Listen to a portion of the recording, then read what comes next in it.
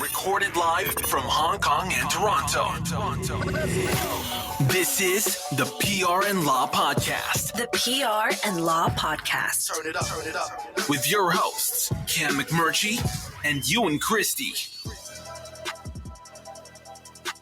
All right, welcome to episode number 5. 5 already. This is the PR and Law Podcast. I am Cam McMurchie alongside Ewan Christie. Hello, Cameron. How are you? Not bad, Ewan. Good to, I'm kind of amazed we've made it to episode 5, actually. I'm a PR guy based in Hong Kong and publisher of the Digital Bits PR and Communications newsletter. And Ewan is a very talented and smart employment lawyer and partner at Duntroon LLP in Toronto, Canada. And you can find his firm online at duntroonllp.law. A couple of things just off the top here. Follow us on social media if you can. We'd love to have you along. We are on Facebook, Twitter, Instagram, and LinkedIn, and the account is PR Law Podcast. All one word, PR Law Podcast. Scratch that "and" in there. And we'd also love to take questions from you as well. We've got a growing audience, which is really exciting for us, and we want to address any PR, legal, employment lawyer questions that you've got. And you can tag us on social media with the hashtag PRLawPod. So with that, Ewan, let's get started. What's going on over in Toronto? You guys still cooped up back there?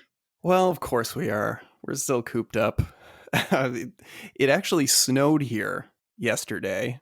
There was a polar vortex coming through actually parts of North America in general. There was a huge chunk of the states that got hit with it as well. So I think that's probably a good thing in so much as it's keeping people indoors when they otherwise would like to go out. But yeah, record low temperatures here going back, I think in the city of Toronto, it went back like 80 years or something like that before we had. Just made any Canadians who've moved away thankful that they've avoided that weather. Well, this is the thing. I mean, typically it's beautiful weather here in May. I mean, you usually get weather in sort of low 20s. It's lovely. It's also Mother's Day weekend in North America. So, we should give a shout out to all of the mothers. Particularly, I'd like to give a special shout out to my wife, who is an incredible mother. And really, we should be giving the mothers just an extra general special shout out, Cam, because, they've really, I suspect, had a difficult time. The working mothers who are at the best of times trying to balance being a professional or working whatever career they happen to work in, as well as being mothers. And right now, so many of them are working from home and trying to balance being a mother. And it's really, I imagine, very, very challenging. My wife has been doing an incredible job. She's an awesome mom. And not just working mothers, though. I would say, the mothers that do stay at home, I mean, it's gotten a lot more difficult with everybody else staying at home along with them.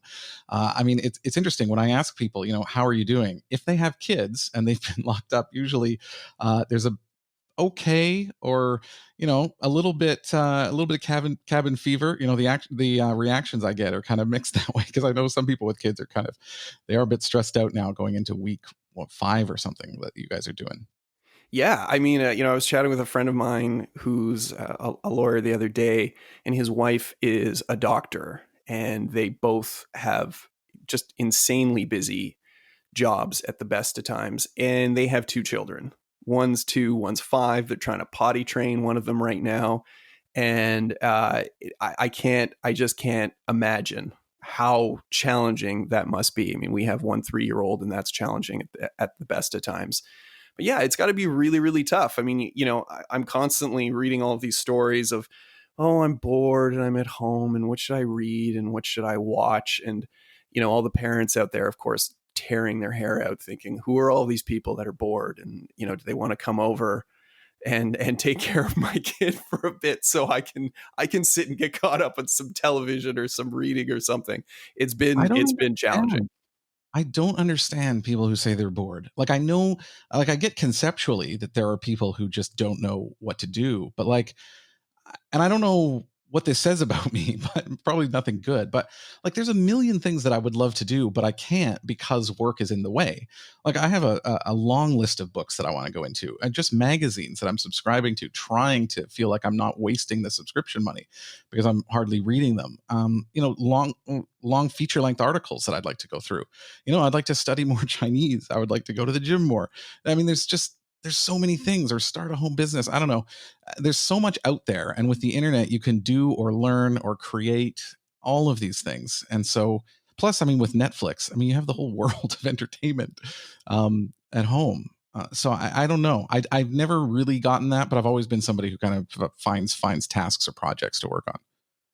Yeah, and I think lots of people have. They've found all kinds of cool, interesting projects as well. I mean, I read that Amazon had podcast microphones, for example, on back order because there was a lot of people who thought to themselves, hey, now might be a good time for me to learn how to podcast or learn how to do any number of things. So I think there's lots of people who are sort of, doing some clever, cool entrepreneurial things at the moment. But yeah, I think for parents in particular, it's been challenging. My wife is also a litigator, so she has a pretty insanely busy schedule, and we effectively sort of split our day in half. So she kind of takes the morning to work, and I spend time and hang out with our daughter in the morning, and then we switch off in the afternoon, and I kind of try and get some work done, and then we both end up working in the evening. So all that sort of happened is, our work day, which would typically start at a certain time in the morning and end at a particular time in the afternoon, it's just one big 24-hour blur. And I've heard that from a lot of parents that are working. It's just like one big long blur. You're fielding emails all day long and trying to balance that with your responsibilities as a parent. And yeah, I think it's been really difficult for a lot of people out there. All right. Well, let's see how long you're going to have to do that. Okay, so COVID has gotten a lot better on this side of the world, but let's take a look at sort of what's happening worldwide. So the latest figures are there are 4 million cases of COVID-19 globally, so it's still growing at an extremely fast rate. 1.38 million people have recovered so far, and 279 people have died as a result of COVID-19. So we're over the 250,000 deaths mark, and there have been 201,000 of those in the United States, which is absolutely astonishing. Last week I was looking at the numbers, and we said 66,000 deaths in the US. So they've racked up 140,000 new deaths in a 7-day period, which is actually remarkable. And it's the place that's talking about opening up the most. In Hong Kong, we had another good week here. It's basically been good here now for 3 weeks. We had no new cases Saturday and Sunday, and most of last week we had no new cases as well. It's now been 3 weeks since there's been a human-to-human transmission of COVID-19 in Hong Kong. It's been a very long time. But we did have 4 cases on Friday. Again, it was people who had flown in because there are some flights coming in from countries that are harder hit. But everyone on those flights is taken to a quarantine area where they're held for 14 days. So there's no risk of that spreading. And the one thing I noticed when I was looking at the numbers, Ewan, is the UK. It has climbed to the 4th highest in terms of deaths in the world at in terms of cases at 215,000 cases and 31,500 deaths, which is really high. And I find it quite ironic that the US and the UK, 2 of the countries that are really the hardest hit, are the ones most eager to kind of get things rolling again. Yeah, that's a great point. Well, and I read, as I'm sure you saw, that COVID's now starting to make its way through the White House, which of course is going to make it even more challenging for an administration that's trying to, push the economy to reopen and get everybody back to work when, the powers that be themselves are now being faced with the very real threat of infection. Yeah, I mentioned this last week a little bit. Like, I'm in favor of opening. I obviously understand there's it's easy for us to say, well, keep it locked down. We just got to go through this. We got to beat it. But if your livelihood depended on you working and you needed that to pay the bills, I can certainly see why there would be pushed open. And I think, and I'm not a medical expert, obviously, but I think they probably can, provided there are the requisite sort of safety measures in place to prevent it from spreading. I was out today. I did a very long walk through Hong Kong today. And I mean, it's completely back to normal. I mean, the streets are just packed. I mean, we're talking about a lot of people.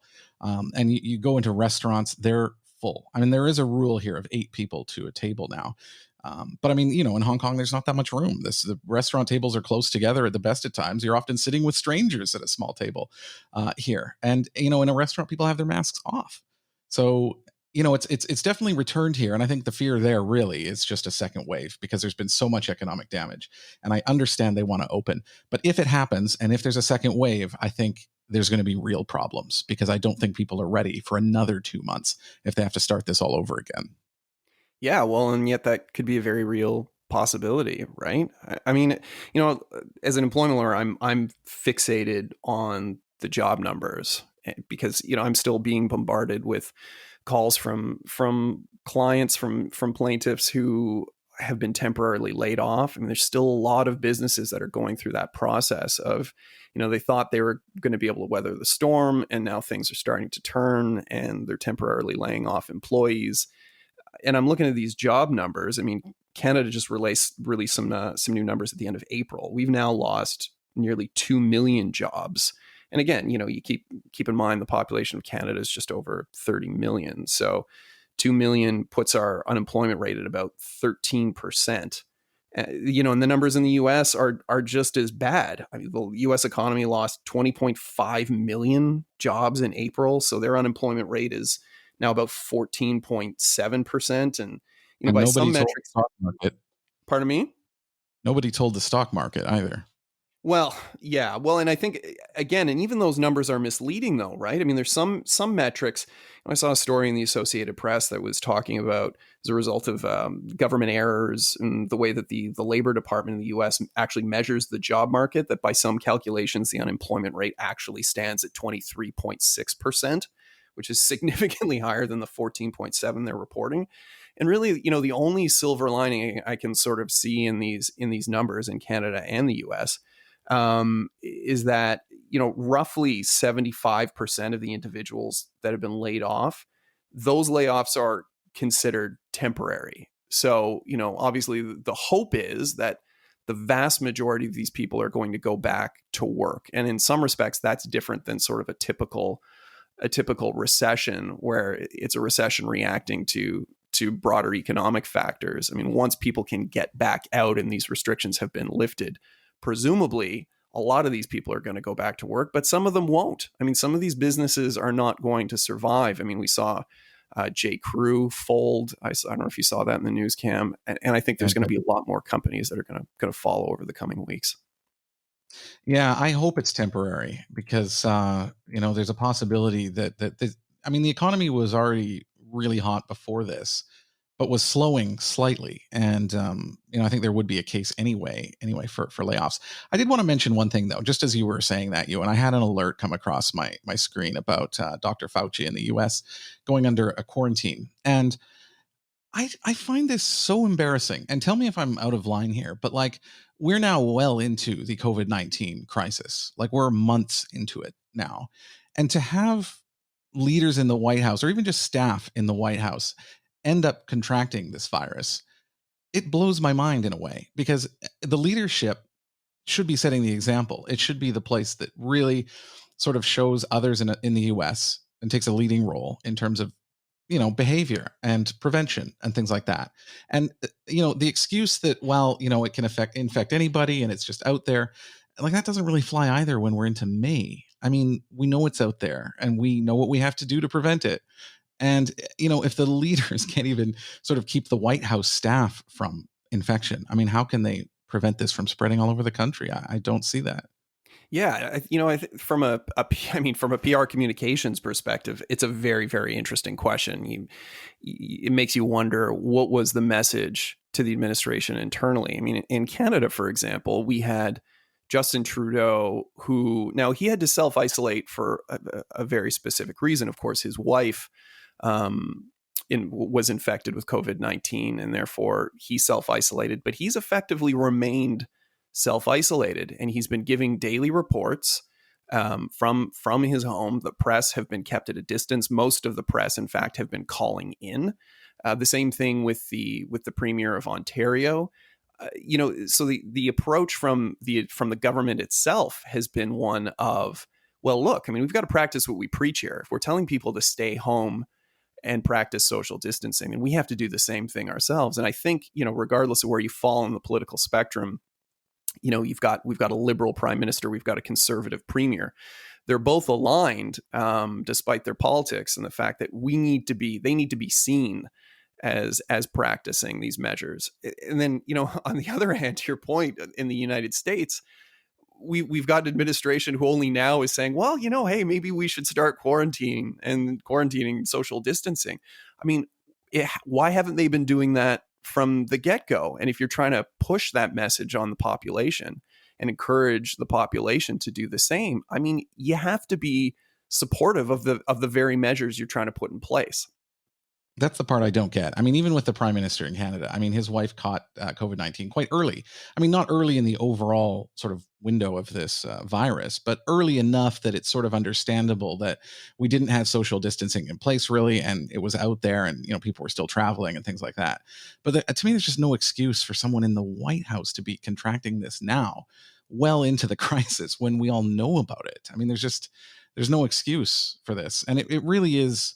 I mean, the broader point, and I've said this to a few people, I'm on the record. I like the United States. I like going there. I like the country. I like what it stands for most of the time. I mean, obviously I have my issues with it, but this crisis, and not just this crisis, but just in general over the last decade plus, it's just been sad to see the United States kind of decline the way it has. And make no mistake, the leadership in Russia and China and other countries see what's happening, especially China.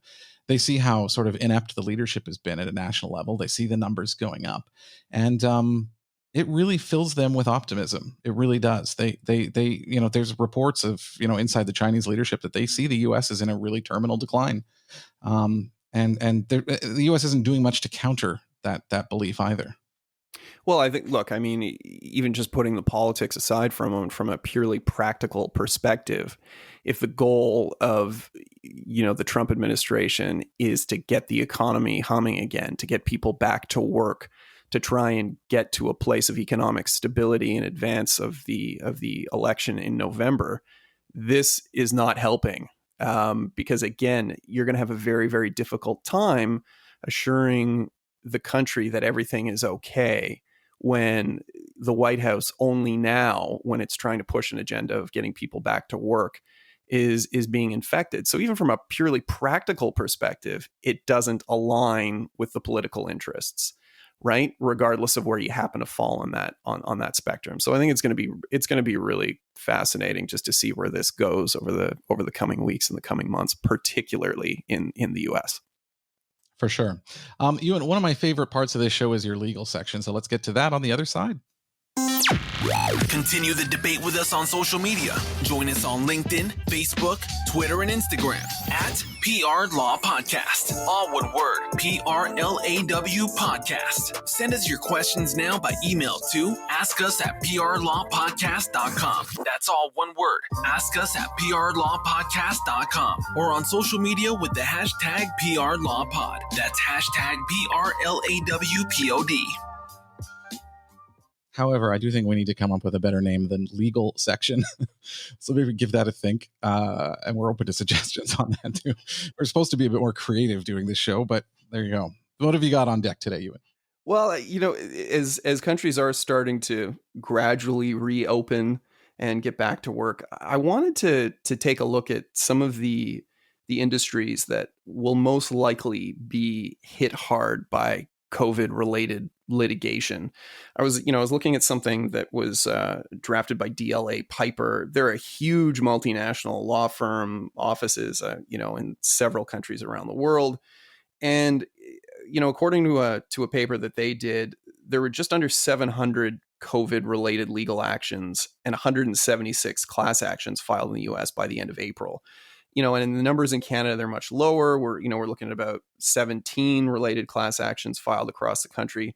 But I expect these numbers are going to explode. And I know myself and a lot of lawyers across Canada in all different areas of law, we're keeping an eye on the US to sort of see how some of this litigation plays out, where it goes.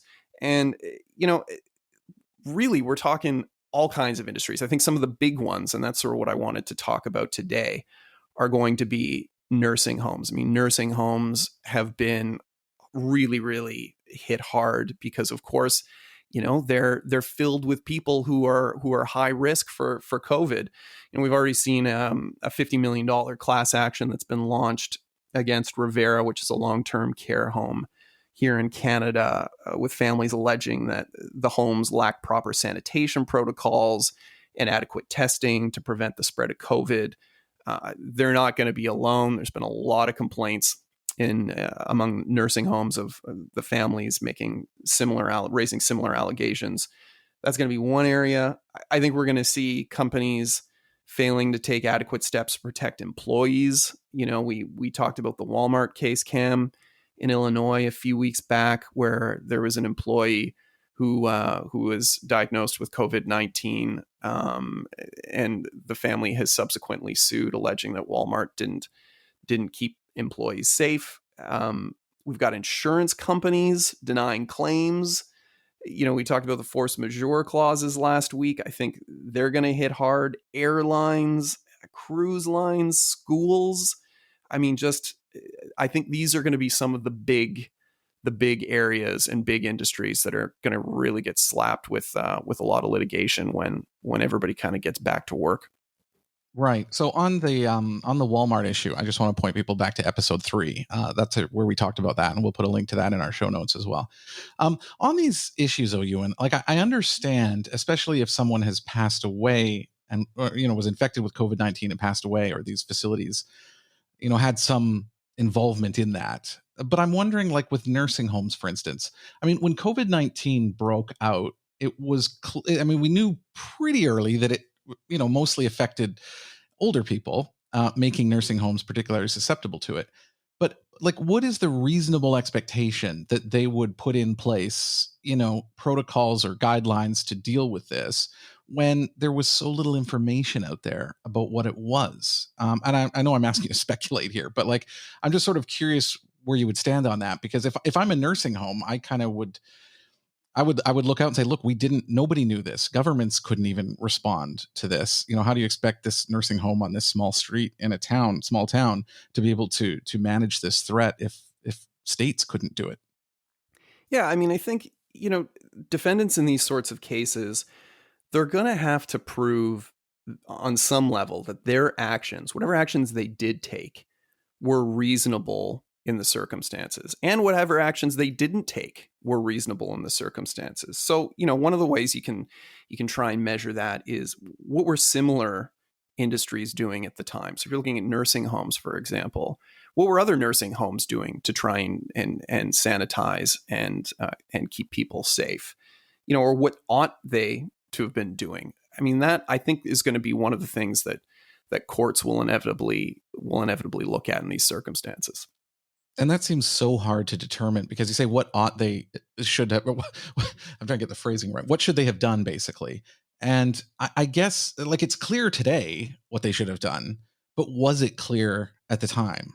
I mean, I guess that would be again, I'm putting myself in the position of being sued for something like this. I mean, I guess my defense would be like, look, we know now, but we didn't know then. And I don't know if that's a sufficient defense or not. Well, yeah, I think where a lot of businesses are going to get themselves into trouble, and you make a great point in terms of, well, but they didn't know. Well, but at a certain point they knew. I mean, at a certain point we had governments advising businesses, stay home. Tell your employees they should stay home, and we know that there were businesses out there that were turning a blind eye to those instructions, saying, no, you know what, this thing's overblown. No, I want you to keep coming into work.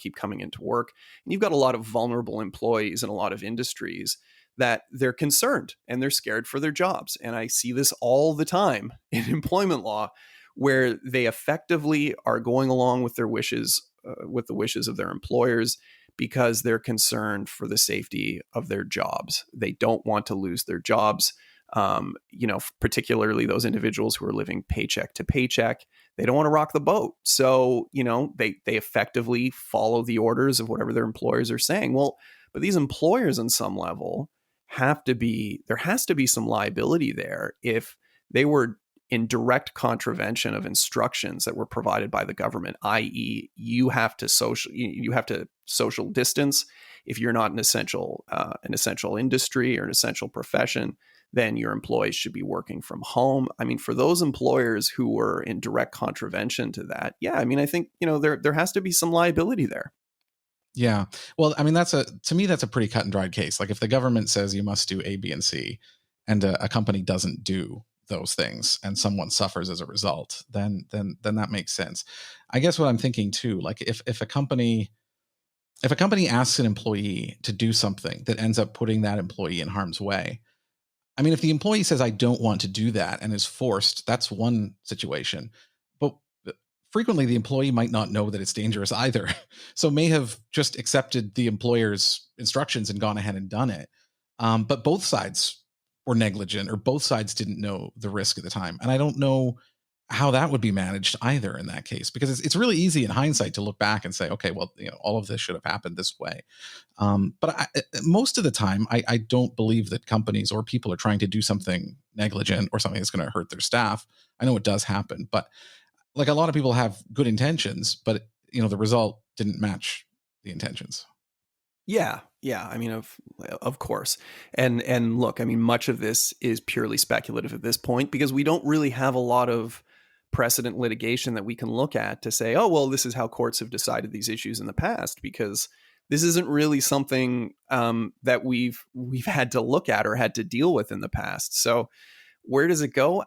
Yeah, I don't know. I mean, I think on some level we're probably going to see governments in several different jurisdictions, be it provincially or federally here in Canada or in the United States or in Great Britain, where I think the government's going to have to intervene and introduce some legislation that is going to let employers off the hook to some extent. One great example that we can look to the past for was after 9/11.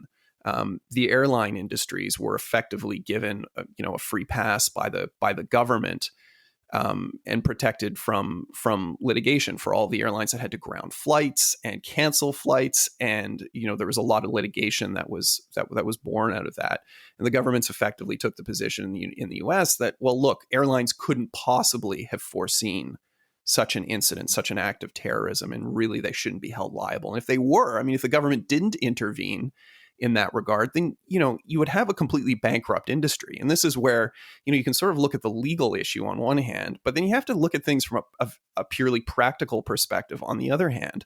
If every employer is going to be held liable for having to shut down, in the employment context, for example, we talk about employees who are temporarily laid off. Well, in the specific example of Ontario, did they have a temporary layoff clause in their contract? Well, if not, then that employee can take the position they've been constructively dismissed, which is effectively, akin to an employer terminating your employment. But, you can say that that's sort of the legal precedent. But what about the practical? Are we then practically going to say that every employer who has temporarily laid off an employee, given what's going on, has constructively dismissed all of their employees in every industry across the board? I mean, the courts would just be overloaded with litigation around this issue, and they'd all go bankrupt, or a lot of them would go bankrupt in the process. Right. Yeah, I mean, that makes sense. And this is why this is going to be fascinating to watch, because I mean, this hasn't even started yet, really. I mean, we're still in the pandemic in many places. And so this is going to go on for years and years and years after this, I'm sure. Yeah. And again, we'll see how it plays out. But again, just sort of in terms of the overall industries, you've got, nursing homes, companies, the vis-a-vis their employees, airlines, the cruise lines sued for negligence, schools, and then companies such as, sorry? Let me clear you in for schools, because I think schools is something that I think a lot of our listeners would, have firsthand experience with. Mm-hmm. I mean, if you had kids in school, I know there's, public school is, well, by the definition, it's free in a lot of places, but I mean, a lot of people are paying tuition for all various levels of schooling. And of course, schools have been shut down. So are parents entitled to a refund? I guess it's not even just schools. Like if you bought, season tickets to, the Houston Rockets in the NBA and it's been shut down, like how much what's the probability that these people can have their money refunded? Because you talk about going bankrupt. I mean, this is a real threat as well, because if these companies have to pay this back, in a lot of cases, it could trigger even more financial hardship. Yeah, well, look, I wish I knew the answer. Great question. Yeah, I mean, with schools, specifically post-secondary institutions, private schools, yeah, I mean, what are they going to do? You've got a lot of students who are saying, well, look, I'm not getting the quality of an education that I would otherwise receive, and I'm paying good money for it.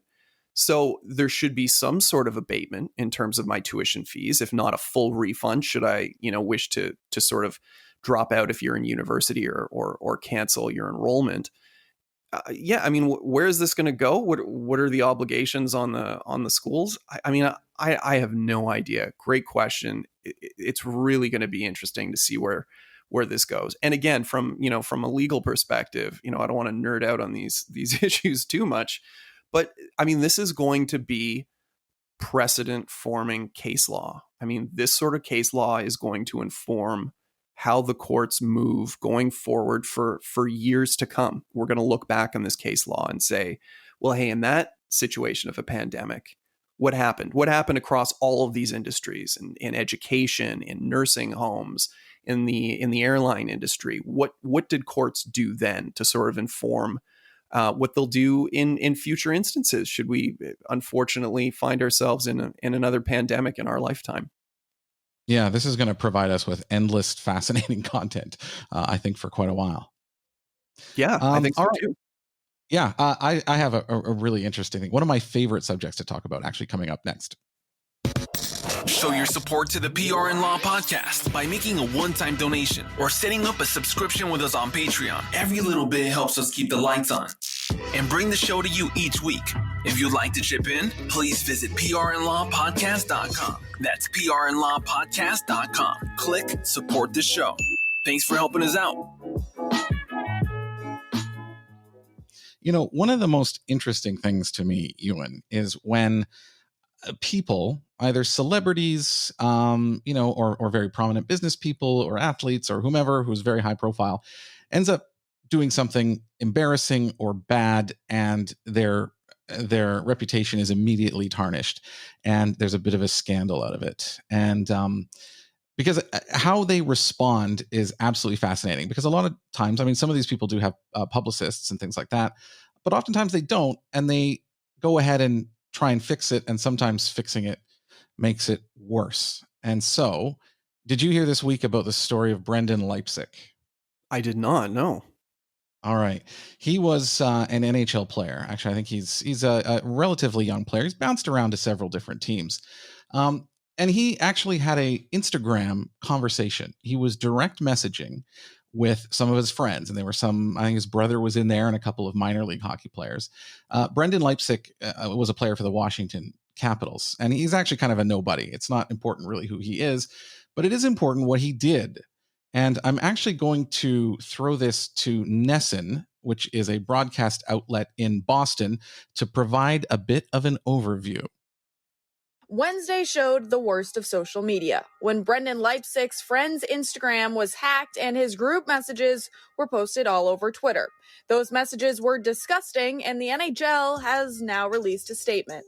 NHL Public Relations tweeted, quote, "The National Hockey League strongly condemns the misogynistic and reprehensible remarks made by players Brendan Leipsic and Jack Rodwald in a private group chat that has surfaced on social media.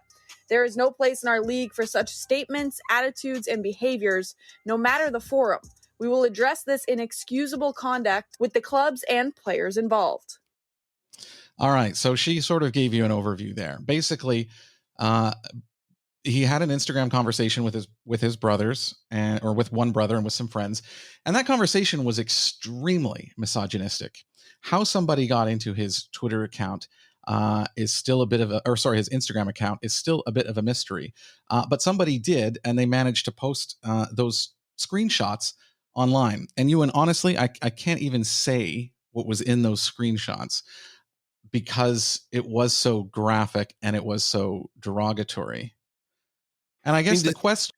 Yeah, sorry, I mean, does this guy have I mean, it seems like an odd coincidence that his Instagram account happens to be hacked, and there's all of this crazy, misogynistic content in it. I mean, does this guy have a history of doing this sort of thing, or any prior instances?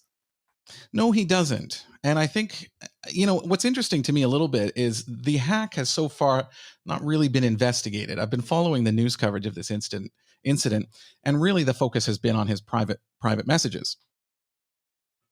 And I've got a copy here of his apology. So again, I want to stress in these messages without saying what they actually said. I mean, there was a photo of his former teammate, with his wife and their young child, and he made a very derogatory remark about his teammate's wife's weight. There was a lot of references to doing coke, to sleeping with many women, and the way they described it was extremely vulgar and I mean, it was kind of an ugly chat group, to be honest. And as I went through some of the messages, one of the things that I felt was that he seemed very actually quite sad or miserable or something, not very happy, based on some of the text that was in there. But here's the text of his apology that he posted to Twitter. He has closed his Instagram account, FYI. But here's what he said. Yesterday, my friend's Instagram account was hacked and an individual circulated images that are representative of private conversations I was a part of.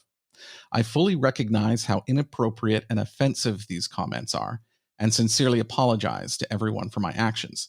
I am committed to learning from this and becoming a better person by taking time to determine how to move forward in an accountable, meaningful way. I am truly sorry. What's your first reaction when you hear that, Ewan? I'm glad you hadn't seen this story because now I'm going to put you on the spot. Well, I mean, sure. I mean, I guess it says all of the things that you would generally expect it to say.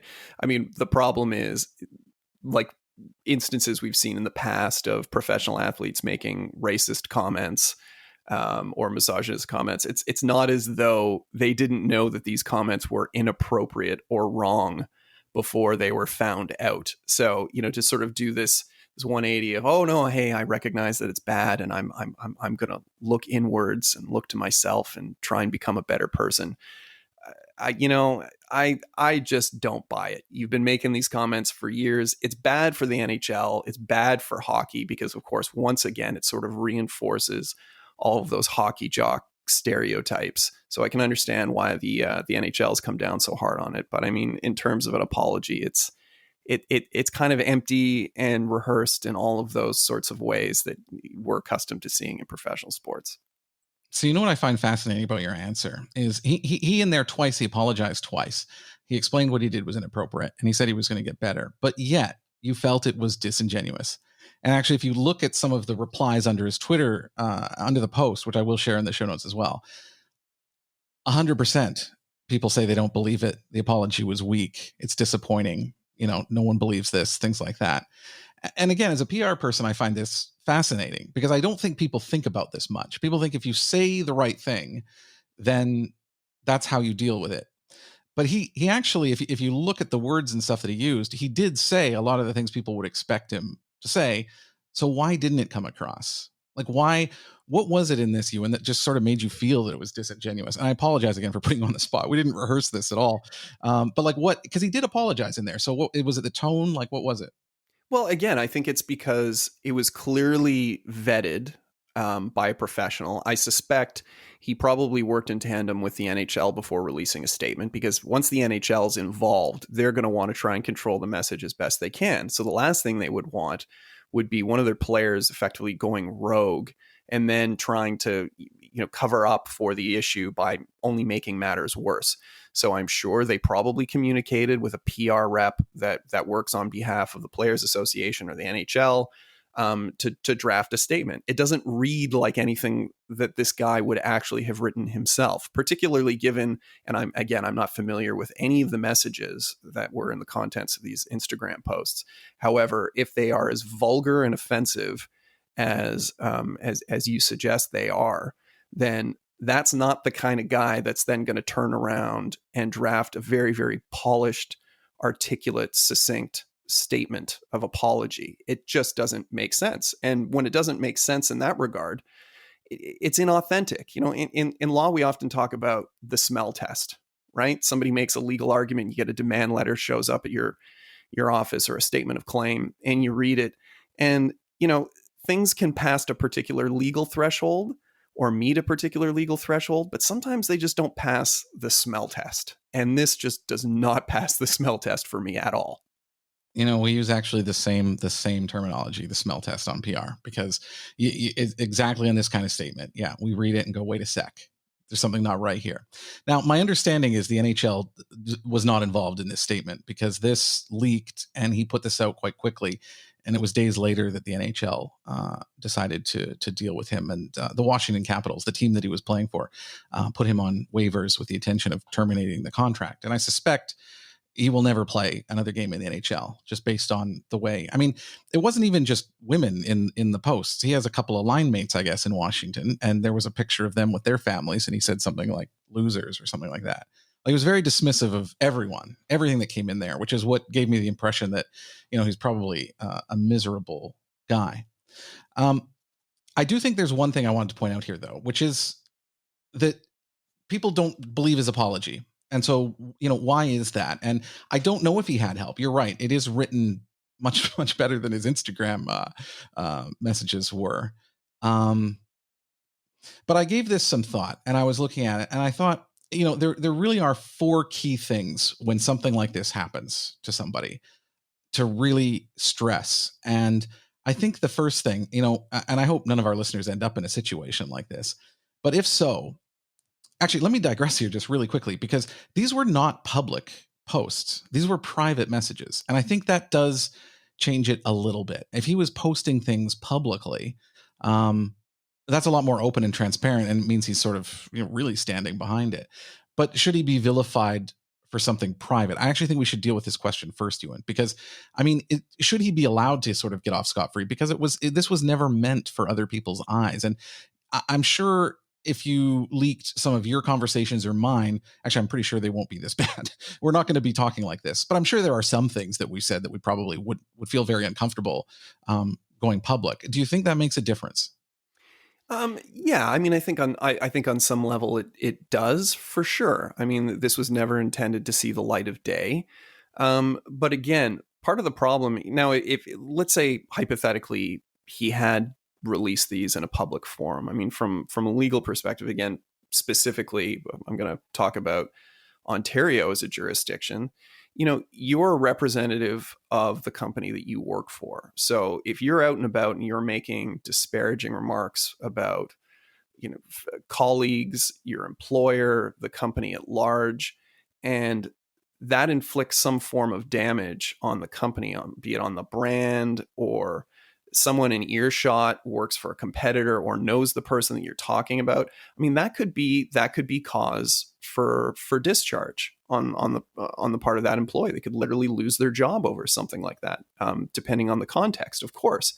So, from the NHL's perspective, this is harming their brand. So they are going to take it seriously. And I wouldn't be surprised if they effectively say, you're done with the league, game over. But to your point, it wasn't released publicly. It was released in a private context, and he was subsequently hacked. So I don't know. That does sort of complicate matters. And again, I'm sure depending on the sort of the governing jurisdiction on this, the legal implications are going to be different in a particular state relative to another state or a province. So, I'm sort of, again, from a nerdy legal perspective, I'm thinking of jurisdictional issues and how they might address this problem. Yeah. Well, I do have some sympathy. This is the only area I have some sympathy for him, because he is a young 20-something guy who is making, he's not a huge millionaire or anything. He's a fourth line plug, but he still has a good salary, and he's traveling around North America. And he's a professional athlete.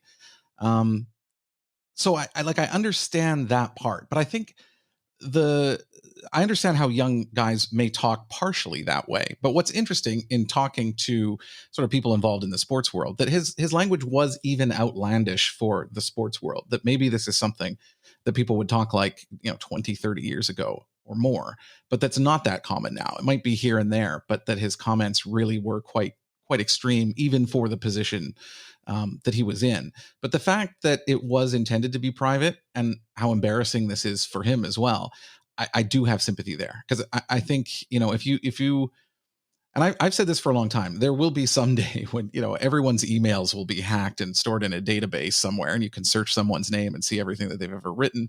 I mean, you'd be embarrassed for some things, I'm sure. And so I get that part, but I'm not giving him a pass on the language that he used and the damage that he caused, which, was bad enough that I don't see how he can even walk into another locker room, with people who know who he is, and especially the targets of some of his messages. It's not going to work. Yeah, well, and I think, the NHL is sort of in a difficult position here, because the NHL has a branding problem right now, right? I mean, it recently went through, and again, I don't follow the NHL closely, but I've certainly been aware of the NHL for all the wrong reasons. I mean, the issues with coaches verbally abusing and psychologically abusing players, that was a big story not too long ago. And then something like this again, it really, really impacts the NHL's brand and the ability to sort of move on as kind of a wholesome game that's for families, and something that, if you're a parent, you want to encourage your child to play as they grow up. I mean, this just reinforces all of the wrong messages and all of those really, really dated stereotypes about the hockey jock, that it is still inherently a misogynistic sport.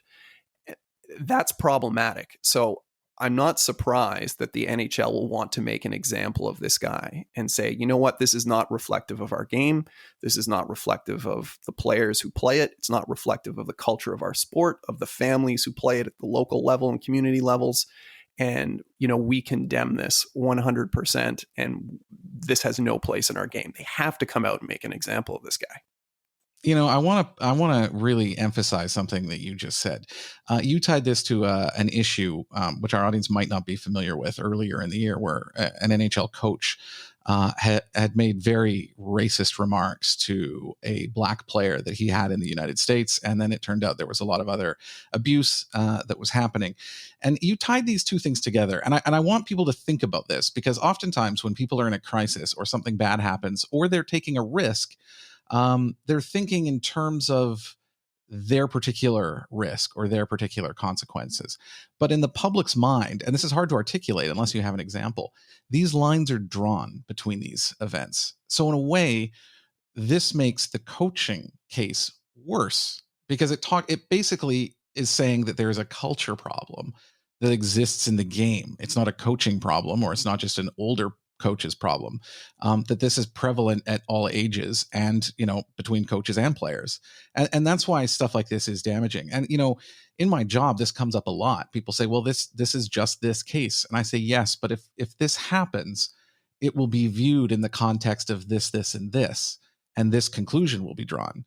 And that's often hard to articulate, but it's important to consider when doing these sorts of things. Yeah. Well, I mean, and then that sort of begs the question, Cam. So let's, I want to put you on the spot for a second here. Let's say that this particular player came to you and said, look, this is the story. This is what I've done. Can you help me put together a response? I mean, what would your counsel be in that regard in terms of what the statement should say?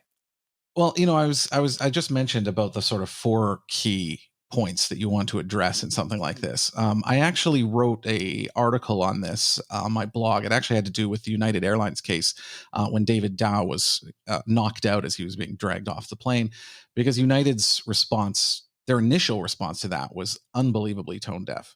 And it's similar in the sense that, something bad happened and they've got to take responsibility. So I will link to this in the show notes for sort of a longer explanation.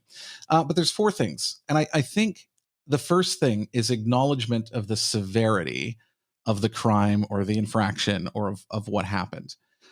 This is extremely painful, I'm sure, to some of the people that were named in this, and the way he refers to certain people. So it's hurtful for them. I think it's hurtful for his own family, for something like this to happen. It's obviously hurtful for fans, and it's damaging to the league. You're right. It's damaging to the entire reputation of the game. And I'm not sure he was considering all of that. He looked at this like or the impression I get based on the response is he looked at this as something that went badly. It's embarrassing, and he wants to apologize and get it over with and move on. And I think it's sort of left me with the impression that he doesn't recognize quite how bad this is. And so my first advice would definitely be to include more language that explains that, that says, I don't want to write it while I'm sitting on the radio here, but I mean, something that really, really makes people understand that he gets it. And that's really important, because you can't begin to forgive somebody or take them seriously until you understand they get it. I mean, that's the first point. The second one, sorry, so these are kind of merged. So the first one is acknowledgement of what he did, and then the second one is acknowledgement of the damage. So those are sort of the two first things that you'd want to do off the top. The third one, take full responsibility. And so all of these are linked closely together. But in here, he said he recognizes how inappropriate and offensive these comments are, and he apologizes. I do think he has to go a lot farther than that. I think he has to explain that this was awful misogynistic language, and even use terms like that to really, again, this sort of goes back to number 2 and number 1. So the audience understands that he gets it, that he knows what they're thinking. Because you just can't take somebody seriously until you're aware of that. And then the fourth one is the concrete steps. There's got to be some action taken. So he mentions in here, I'm committed to learning and becoming a better person. That doesn't mean anything. I don't know what that means. Neither do I. I mean, it begs the very, very simple question: how are you committed to learning? To becoming a better person? What are you prepared to do to learn to become a better person? Yep. Absolutely. So you look at, United had a similar response, but eventually, they came out with, revised policies on seat arrangements and, all kinds of stuff like that to say, look, we're going to change. And if you're going to change, you have to show them how you're going to change. Otherwise, this just feels empty. He's saying sorry. He feels bad he got caught, and he's going to be better. I don't know what that means. I don't know what he's going to do today or tomorrow to try and fix this. Well, yeah, wasn't there some part of the statement at the beginning saying my friends posted something? When you read it, and again, I haven't even seen the statement. It'd probably be easier if I had it up in front of me. But when you initially read it, one of the things that sort of didn't pass the smell test was it seemed as though he was trying to place some blame on his friends' accounts, as if he was sort of just, in the wrong place at the wrong time. Sort of. So, the hacking was of a conversation that he was a group conversation. And it sounds like, so it's private. There's private direct messaging on Instagram. And it sounds like one of the other members of that conversation had their Instagram account hacked. And again, I don't even know for sure if it was hacked, because hacking is used as such a catch-all term. Like, even if it was, that guy's girlfriend who picked up the phone and saw the conversations and then sent them around, I wouldn't call that hacked. That's just you left your phone unattended. Right. Hacked implies that somebody broke in somehow illicitly. For some reason, I doubt that's the case, but that's why he made reference of a friend, though. Well, and that also begs the question from Instagram's perspective. Has Instagram issued any statement about this? Because the allegation that their system has been hacked therefore speaks to, a potential security issue within the platform that may be of concern to other users. I would think if I was a rep from Instagram and I had the ability to determine whether or not the account was in fact hacked, or whether this was just, to your point, maybe someone else happened to see the phone and then circulated it themselves, that they may have a vested interest in getting to the bottom of that as well. Yeah. And if it was a legitimate hack, that would be something that I would consider to put into the apology, because you do have to take responsibility, but a full account of what happened is also helpful. So if it was, this account was locked down and was accessed illicitly by, somebody in this area of the world, Instagram is looking into it, but this is very embarrassing, and then go through. It just provides a little more for us to try and sympathize with him. Do you know what I mean? The comments are outrageous, but if he can walk us through what happened, we do, even now, I mentioned I look at him a little bit as a victim. I do have some sympathy for that, the fact that this is not meant to be public, but I think he would go farther with that if he did provide that explanation. The fact that he didn't makes me think that there was no hack. If there was a hack, he would have reported it to Instagram or whomever to deal with. So I'm highly skeptical. Right. Well, and I imagine there's probably a whole host of Instagram users themselves who are like, really hacked. I don't know if I buy that, which sort of further compromises the legitimacy and authenticity of the statement to begin with, right? Right. So, I mean, going over those again, acknowledge what you did, acknowledge the damage done. I actually think this is the most important one. Number 3, take full responsibility. And number 4, explain concrete steps that you will be taking to improve. And I think if it's missing any of those, it's just not going to work. I also think that people are very sophisticated now. They've seen a lot of apologies. There's a lot of scandals. I mean, this is not new. This reminds me of the president's chat with Billy Bush there before the 2018 election or 2016 election. So I mean, we're used to seeing this sort of thing, and we can smell. You're right. It's a smell test. People gave this the smell test, and it failed. Yeah, I mean, what about Cam? I mean, I don't want to belabor the point, but I mean, what about length? The actual length of a post. Like, I know in the age of social media, and I think that's part of the problem, right? People tweet something, they tweet something stupid, and then they subsequently have to apologize for the stupid tweet. But then the apology is really only as long as a tweet itself, which more often than not is really insufficient length to sort of highlight all of the issues and concerns and adequately address them. I mean, is there any sort of guidance in terms of how long should an apology be in a situation like this? Yeah, and that's a really good question, Ewan, because actually there's not a set answer for that. And I think this is difficult for people to understand too. When there's a case like this, or any case, it really is, you want your PR person to sort of consider all the factors. So like, what happened, who's affected, what kind of crime/infraction is it, what is the news cycle right now, like what are the expectations, was it on social media or not, like all of these things go into the pot to kind of come out with the right response. So it's very difficult to answer that with a set like number of words. But one thing that has been going on for the last couple of years, and Brendan Leipzig did this, is writing in the Notes app on their iPhone where there's more room, and then taking a screenshot and posting that. And that's exactly what he did. And there's been other celebrities that have done the same thing, because it does give them a bit more room. But the fact it's written that way also tells me that maybe it wasn't that thought through, because if it's just in the Notes app, it sort of seems like it might have been something they wrote quickly on their phone. And so I noticed that. Okay, that makes sense. Yeah. So yeah, please, people, stay out of trouble, because this really is embarrassing. And make sure that if you don't want to avoid this kind of attention or this kind of possibility, just don't say these kinds of things. That's the easiest way. Hey, this problem. Amen to that. I give that counsel to people and clients all the time. If don't make a digital footprint. Employees, if you're drafting emails to a colleague, imagine and draft it as if you were writing it to your employer themselves. So if there's any content in that email that you're circulating from your workplace email that you think that your employer themselves, if they were to sit down and read it, would find it inappropriate, then don't write it.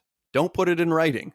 Pick up the phone, have a call with that employee, and do it that way, or meet in person. Don't create a written record. As soon as there's a written record, the internet remembers everything. Digital servers remember everything. It can come back to haunt you when you least expect it. Yeah, this sounds like common sense. Seems like people don't really think about it. And I know that it seems like everything is private and personal, especially when you're in, chats with your friends, but like this stuff could go out there. I mean, everything that you put into a phone or a computer could potentially go public. And I mean, you look at the cases like the Ashley Madison case from years ago, the adultery finder app. I mean, all of those names, all of those customers' names were posted online. And so you just don't know when it's going to happen, but you know it's going to happen. You know that there's going to be a lot more of this coming forward. And so you do want to protect yourself. Just be careful, use the most secure services that you can, but never assume that something is completely secure. Yeah, and I think I don't want to beat up on the on boomers, because I know they're a certain source of ridicule these days. But there Deservedly really so. is sort of a generational issue here as well. I mean, you really, for whatever reason, and I guess it's simply a matter of older generations, boomers in particular, didn't grow up with this sort of digital technology, and I don't think they learned a lot of these fundamental lessons in terms of securing data and data being stored in servers and posted on the internet where it exists forever. So there's a certain inherent mindset and a culture that wasn't built around these issues from the get-go. Whereas, if you look at millennials, I mean, a digital footprint has been a part of their life from the get-go, right? Their parents were taking photos of them and posting them. They existed in a high-speed internet world. That digital footprint they've been keenly aware of from a young age. And I suspect that they're probably taking care of their data in a completely different way, perhaps for better, perhaps for worse, than previous generations. Yeah, you could be right. I think there is some merit to what you say. I also think the opposite can kind of be true, because sometimes, because younger people have grown up with this, it's so much more natural to just share whatever. Whereas sometimes older people do think more. And actually, what you said is absolutely true, because I think of a lot of older people are worried about security. And a lot of younger people are worried about security. So I don't know what point I'm making. Other than, yeah, it does come naturally to some people. And I don't want to tell people not to share on social. Like, I don't share everything about myself on social, but I'm fairly liberal about what I share, although it's been getting less and less as I get older. But I encourage people to engage online and to do things and share stuff, but just think about it. Just don't let it become an automatic thing. Don't be on autopilot. Like, give some thought to what you're putting just for a second before you press send or publish. That would probably save people from some problems. Amen. All right, Ewan. This show flies by. I am shocked. So let's just wrap this up. And I wanted to talk about any recommendations. There's one thing. I did read one thing this week that kind of stuck with me, and I ended up posting it on LinkedIn earlier in the week. And I actually had a guy I worked with at the Hong Kong Stock Exchange message me from Boston, where he's under lockdown, and he said, "Thank you for sharing that. That was really interesting." And then I thought, okay, good. So people are getting value out of this. It's an article that was published in the most recent Atlantic, and it's on the website, and I'll share a note. But it's about how people are unhappy in retirement. And it really looks at why that might be the case. And it theorizes that to live a happy life, you have to sort of beat your own demons. And what he means by that is that, we go to college and, we try and do well, and we go to the workforce and we climb the ladder and you become successful, and maybe your career has just taken off and you've done very well. But perhaps you do something like Brendan Leipzig did, or perhaps you end up in an affair, or perhaps you've done something illicit in some way, and how that reflects on your own personal weakness. And some people get into retirement where they're not working anymore and they miss that. And so they let these demons play a bigger part in their lives. That maybe they sort of let their guard down a bit. They go down different paths because they need some kind of stimulation that they're no longer getting from work. And that is taking people down some wrong paths and resulting in some problems, and how that can actually ruin your reputation. Whatever you had built up over your years in your career could be risked by some sort of personal failure or personal flaw that was unaddressed previously. And I think it's a good reminder. I think it's a really interesting piece for, especially if you're, a professional and you're successful and, you're in a career that's really fulfilling and you're doing very well, to really think beyond that after you've beaten sort of the career and you've achieved what you want, about really looking at yourself and seeing where you can improve, to really find that kind of fulfillment. And it's definitely a great article. And I do want to post that in our show notes. Yeah, I mean, it sounds like, and again, I haven't read the article, but one of the things that comes to mind for me in what you've described is also knowing when to pack it in, right? Knowing that, what, I've achieved what I needed to achieve in my particular profession, And perhaps now it's time to move on to some other things. I mean, my profession in particular can often be pretty bad at this. You see lawyers that stick around and keep practicing long after they should. And I think, unfortunately, that's because they've spent so many years working around the clock, and their practices have become, and have been so all-encompassing that they sort of forgot to develop or pursue hobbies, other things in their life that are fulfilling, such that when they sort of come to that place of retirement, they don't really know what to do with themselves. So they just keep practicing law. And I think that's, there's something kind of sad about that. Now, I'm sure there's a lot of lawyers that do stick around would say, well, you've got it all wrong. I continue to practice because I love it and I'm passionate about the law, and why would I stop? But I don't think that that's always the case. I think that quite often it's that they can't let go, and you don't just have to look in law. You can look at professional sports. I know we talked about The Last Dance, that ESPN bit that's on also on Netflix here in Canada about the final run of the Chicago Bulls with Michael Jordan. And Jordan talks about that, saying, like, I want to go out on top. You got to know when it's time to pack it in and to stop and to move on to other things. And some people get that and some people don't. Yeah, I find it sad as well. I think, and I understand the allure. I think if you like your work, you like what you do day to day, you're a very fortunate individual. And I think, I think both of us have been fairly lucky in that regard. Like when I wake up, I don't dread going into the office. Like I like to go in. I like, what I'm working on and what I do. But it is a big part of my life, but I never want to let my work, my professional work, take over who I am. Because who I am is much more than just that one professional role.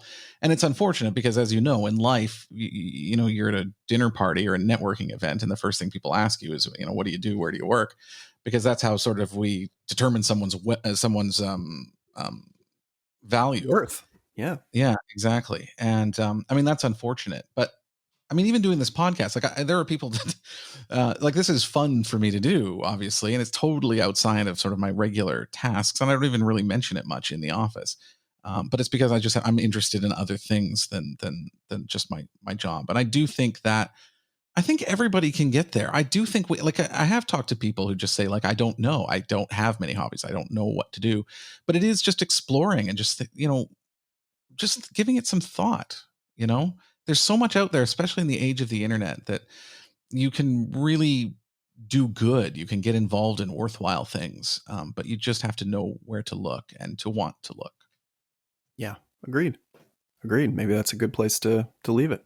That may be a good place to leave it. All right. Well, let's wrap this up then, shall we? I just want to remind everybody, if you enjoy the show, please tell a friend. It does mean a lot to us if you do that. We're seeing our subscriber numbers go up quite a bit. It's really, really thrilling for us to see that. So I really appreciate it. We both appreciate it. Thank you so much. You can also follow us on social media to get some updates and some clips and a couple of other things. We are at PR Law Pod, PRLAWPOD. And that's on Facebook, Instagram, LinkedIn, and Twitter. All of them have the same account, PR Law Pod. And also, you can support us through Patreon. You can go through to our website, prandlawpodcast.com, prandlawpodcast.com, and click support the show. So for you and Christy, this is Cam McMurtry. Thank you for joining us. We'll see you next week.